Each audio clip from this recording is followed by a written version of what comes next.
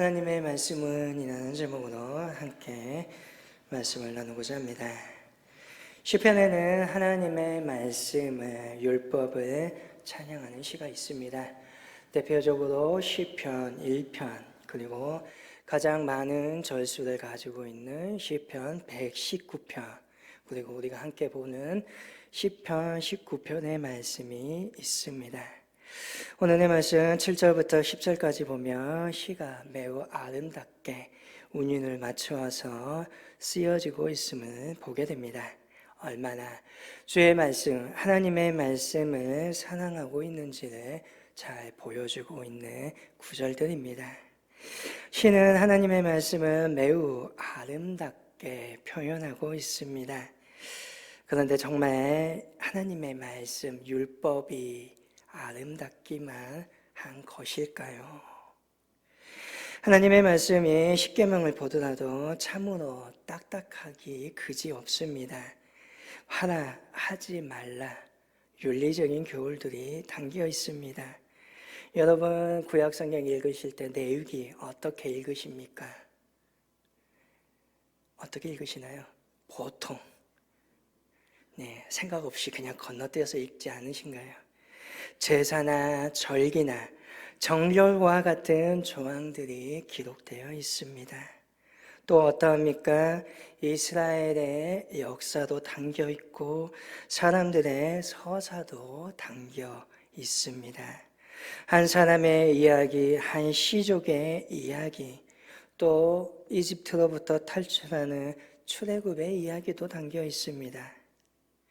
유교나 불교의 문헌처럼 명상이나 심오한 통찰이 담겨있는 경전의 모습은 결코 아닙니다.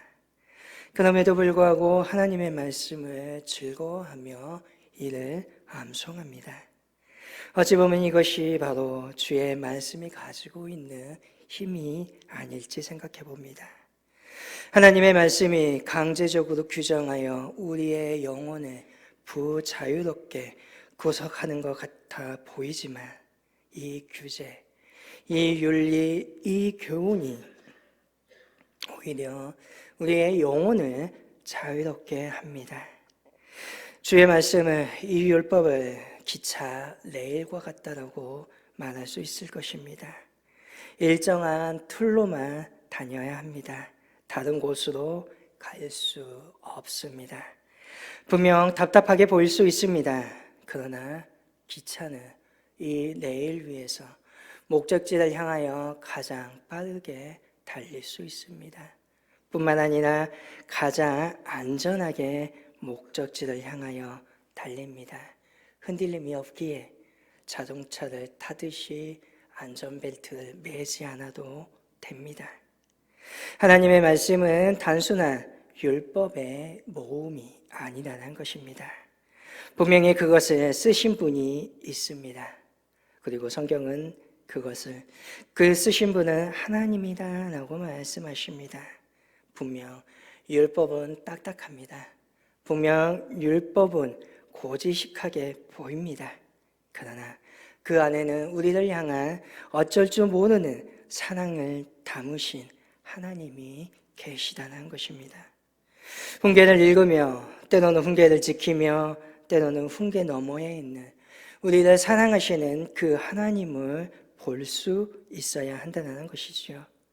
분명 문자적으로 본다면 법률적인 문구이고 때로는 답답합니다.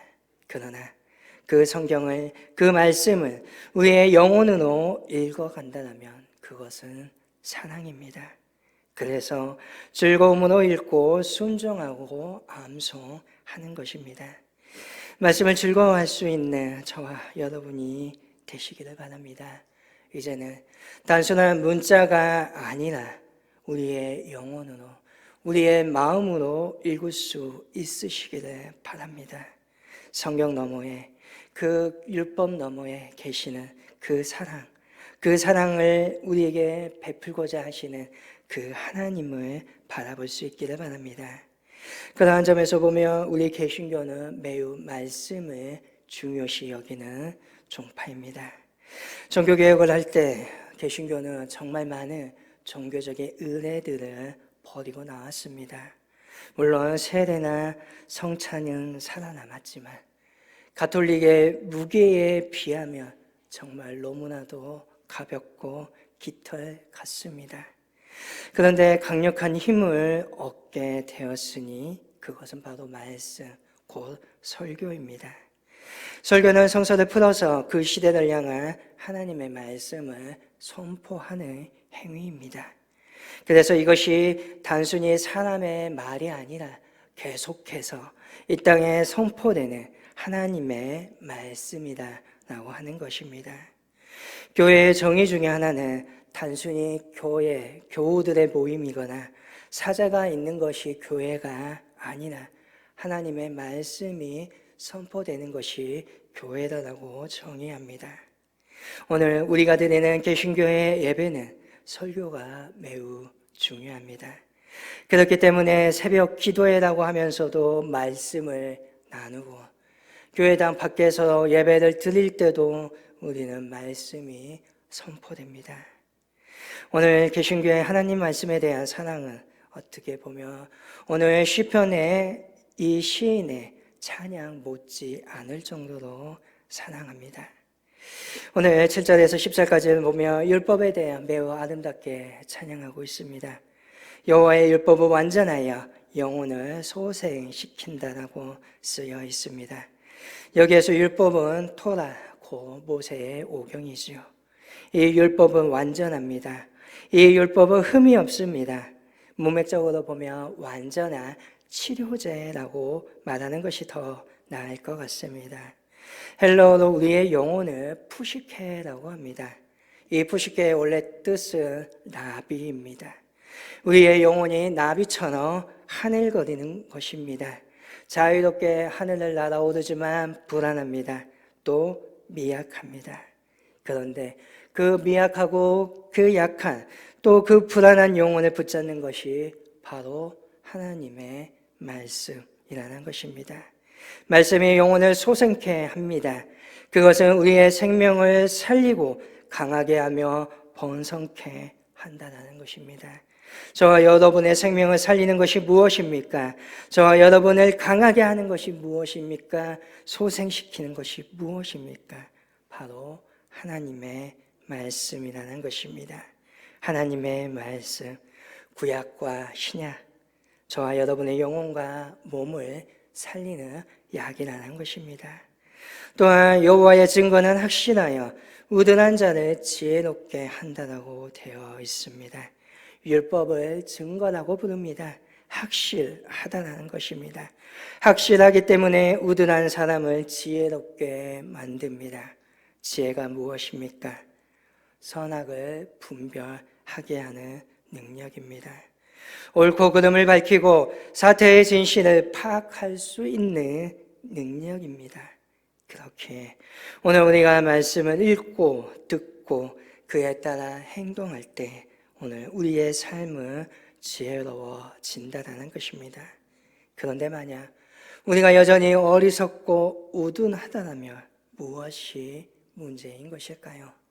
그것은 말씀이 문제가 아니라 말씀을 받고 있는 저와 여러분의 모습이 문제인 것입니다. 말씀을 말씀 그대로 받지 않습니다. 마음으로 받아야 되는데 자기의 생각과 욕심으로 가득 찬 말씀을 편집합니다. 자신의 틀로 거르고 또 자신의 생각으로 비틉니다. 그러니 지혜가 없고 완고해질 뿐입니다. 또 여호와의 교훈은 정직하여 마음을 기쁘게 한다고 적혀 있습니다. 정직하다라는 것 곧 올곧다라는 것입니다. 휘어지지 않는 바른 교훈입니다.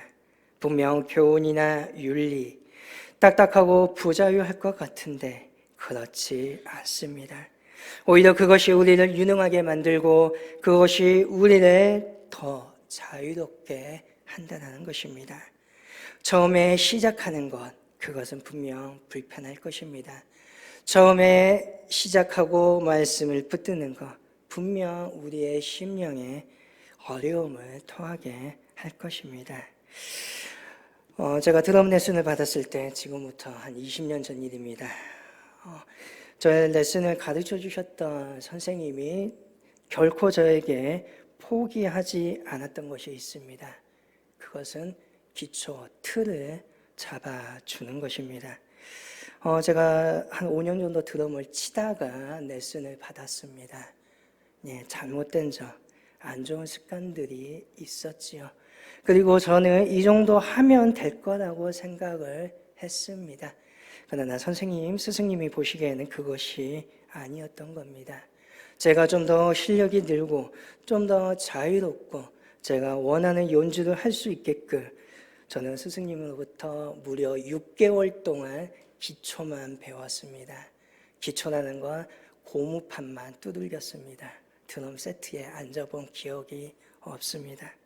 분명 부자연스럽고 매우 힘든 시간입니다.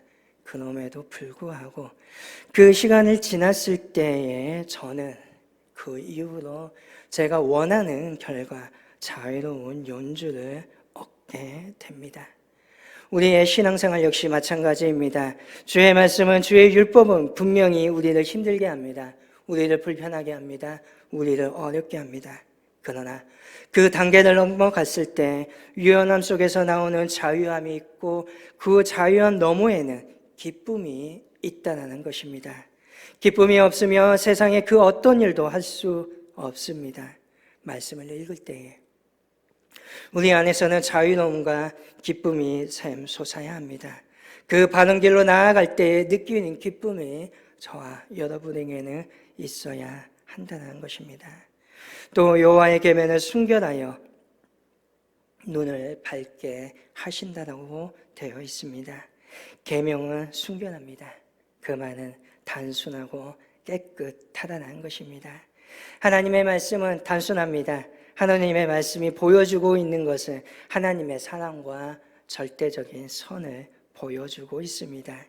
그 하나님의 사랑과 하나님의 선하심을 진짜를 맛보게 되니 가짜를 구분할 수 있습니다. 진짜를 맛보았으니 유사품도 싫다라는 것입니다. 그것은 곧 우리의 눈을 밝게 한다라는 것입니다. 우리의 눈은 어두워져 있습니다. 나의 욕심 때문에, 나의 고집 때문에, 나의 미련함 때문에 어두워져 있습니다. 그런데 순결한 하나님의 말씀을 보게 되니 이 더러운 것들이 하나하나 벗겨지기 시작합니다. 하나님의 말씀을 가까이 하니 눈이 밝아져 세상의 거짓과 그림자를 뚜렷하게 보게 된다는 것입니다. 또 여호와를 경외하는 도는 정결하여 영혼까지 이르고라고 되어 있습니다. 여호와를 경외하는 도로 되어 있는데 직역하면 여호와를 경외하며 정결하여 영혼까지 이르고입니다. 율법, 곧 하나님의 말씀은 하나님을 경외하는 법을 가르치고 있다는 것입니다. 그리고 이것이 우리의 삶이 해야 될 사람들의 본질이고 의무라는 것입니다. 하나님을 경외하라. 이것이 영원하고도 유일한 진리라는 것입니다. 우리 영혼에 이르게 하는 것, 그것이 바로 하나님을 경외하는 것이라는 것입니다. 또한 하나님의 법은 진실하여 다 의롭다라고 기록되어 있습니다. 여기서 법은 미시파트, 히브리어로 말합니다. 이 미시파트는 재판상의 정의입니다. 다시 말하면 재판할 때의 참된 기준, 그것이 하나님의 말씀이라는 것입니다. 이 말씀, 이 율법을 통과할 때에, 이 기준을 따를 때에 하나님으로부터 의롭다함을 받게 된다는 것입니다. 어떻게 보면 이 땅에 살아가고 있는 정치인들이, 검사들이, 판사들이, 대통령이 들어야 될 말씀인 것 같습니다. 세상의 판단과 기준에 따라서 좌지우지하는 것이 아니라 하나님의 법, 하나님의 그 기준에 들어야 한다는 거죠. 또한 우리의 삶도 하나님의 법에서 벗어나서는 아니 됩니다. 아무리 세상의 법에 따라서 살아갔다 할지라도 내가 오늘 하나님의 법에서 벗어나 버린다면 나는 오늘 불법자요, 죄인이요, 나는 하나님으로부터 떠나버린 사람이라는 것입니다. 오늘 하나님의 법 안에서 저와 여러분이 의롭다 칭함을 받을 수 있기를 바랍니다. 이러하니 주의 율법을 사모할 수밖에 없습니다. 시인은 그래서 말합니다. 근 곧 많은 순금보다 더 사모할 것이며 꿀과 성의꿀보다 더 달달하고 고백합니다. 하나님의 말씀과 순금의 덩어리가 내 앞에 있다라면 나는 오늘 하나님의 말씀을 택하겠다는 것입니다. 이는 달리 말하면 돈이나 어떤 알량한 밧줄보다 내가 하나님의 그 뜻을 따라 살겠다라는 강한 다짐인 것입니다. 또한 꿀이 얼마나 답니까? 송이꿀은 꿀의 종류를 말하는 것이 아니라 포도알처럼 알알이 맺혀져 있는 꿀송이 덩어리라는 것입니다. 그것보다 하나님의 말씀이 더 달달한 것입니다. 하나님의 말씀이 얼마나 달콤한가 하니 그것이 오늘 나의 즐거움이고 그 즐거움을 알게 된다면 다른 것을 볼 여유가 없다는 것입니다. 시인은 이렇게 주님의 말씀을 찬양하면서 내 입의 말과 마음의 묵상이 주님 앞에 연락되기를 원한다라고 찬양하며 끝을 맺습니다. 오늘 내 입술, 내 입의 말이라는 것, 그것은 분명 우리의 입술에서 나오는 말을 분명히 가리키는 것입니다. 그리고 그 말은 곧 내가 암송하고 시인하고 대중의 앞에서 선포하겠다는 행동입니다. 마음의 묵상은 동양식으로 말하는 명상이나 묵상이 아닙니다. 여기서 말하고 있는 마음은 심장을 가리킵니다. 여러분의 심장은 어떠합니까? 여러분의 심장은 조용하십니까? 여기서 조용하면 안 됩니다. 네, 마지막 흙에 묻힐 때까지 저와 여러분의 심장은 계속해서 뛰고 있습니다. 그리고 계속해서 소리를 내고 있습니다. 묵상은 생각이나 명성이 아닙니다. 여기서 묵상을 뜻하는 히브리어 히카yon, 그것은 음악을 연주하거나 소리를 낸다는 것입니다. 오늘 저와 여러분에게 필요한 것은 생각하는 것이 아닙니다. 하나님의 말씀이 분명히 명확하게 우리에게 주어졌는데 무엇을 더 생각한다는 것입니까? 행동하는 것입니다. 순종하는 것입니다. 내 입으로 시인하고 선포하고 내 심장에 끊임없이 뛰고 소리를 내고 있듯이 하나님의 말씀을 사모하여 그 소리내는 연주를 하고 있는 것입니다. 그 모습이 11절과 13절의 말씀입니다. 시인은 제가 자기를 주장하지 못하게 해달라고 기도합니다. 하나님의 말씀에 벗어나 죄를 짓지 않도록 치열하게 싸우고 있는 것을 보여주신 겁니다. 이것이 하나님께 연락되기 원한다는 말합니다. 연락이라는 것을 직역하며 하나님의 얼굴 앞에라는 뜻입니다. 다시 말하면 하나님 앞에 드리는 예물이라는 것입니다. 시편의 이 노래가 사도 바울의 로마서 12장의 말씀과 저는 여러분들이 비추어 볼 수 있기를 원합니다. 로마서 12장 1절과 2절에 분명 바울은 이렇게 말합니다. 너희의 몸을 하나님이 기뻐하시는 거룩한 산제물로 드리라. 이는 너희가 드릴 영적 예배니나 너희는 이 세대를 본받지 말고 오직 마음을 새롭게 함으로 변화를 받아 하나님의 선하시고 기뻐하시고 온전하신 뜻이 무엇인지 분별하도록 하라고 말합니다. 우리의 몸을 거룩한 산 제물로 드리라는 것입니다. 드리는 것이 필요합니다. 어떻게 드립니까? 우리의 생활 속에서 이 세대를 본받지 않는 것입니다. 하나님의 뜻을 분별하는 것입니다. 하나님의 말씀에 순종하는 것입니다. 우리의 삶이 변화되어 우리의 성품이 변화되어 그 말씀 앞에 무릎 꿇어 순종함으로 행동하는 것입니다. 오늘 우리가 이러한 삶의 예배를 드릴 때에 분명 하나님께서는 기뻐하신다는 것입니다.